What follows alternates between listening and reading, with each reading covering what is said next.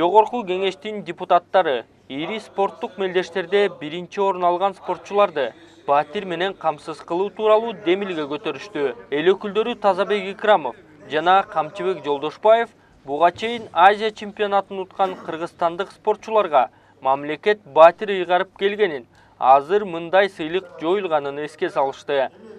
Депутат Икрамов өкмөт спортчуларды сыйлоону кайра жандырбаса, спортчулардын келечеги бүдөмүк деп билдирди.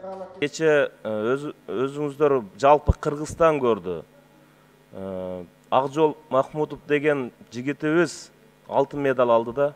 Буга чейин да көп жол чемпион болуп келген, бирок өкмөт эч кандай мындай бир жакшы көңүл бурбадыңыздар да. Негизи айтап турган нерсе бул жерде. Буга чейинки Азиянын чемпиону болуп келгендердин бардыгына өкмөт тараптан акчалай анан квартира берилчү да.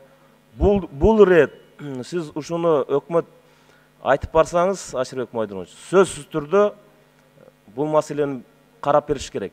Кыргызстандын грек-рим күрөшү боюнча улуттук курама командасы Бишкекте өткөн Азия чемпионатында жалпы командалык эсепте биринчи орунду алды. Чемпионаттын жүрүшүндө 10 комплект медаль ойнотулду.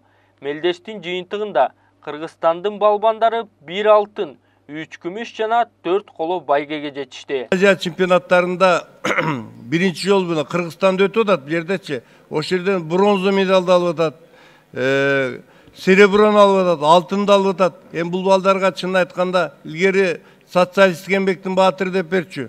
Булар бир күндө 2 жол, 3 жол тренировка кылат. Булардын кетирген жумушун, күчүн карап көрсө, 2 жол социалисттик эмгектин баатыры болмокто. Ошон үчүн буларды сыйлап, үй береби, жакчылай береби, өкмөт муну карап чыгыш керек. Муну обязательно карабаса болбойт. Эске салсак, буга чейин Кыргызстандын күрөштүн түрлөрү боюнча Федерациясынын вице-президенти Нурланбек Исмаилов мамлекет спортчуларга 50 миллион сомго чейин каражат бөлөөрүн, бирок бул каражат күрөштү каржылоого жетишсиз экенин билдирди. Азамат Айтбаев, Азамат Жумадилов, Атайын Next TV күндүн темасы үчүн.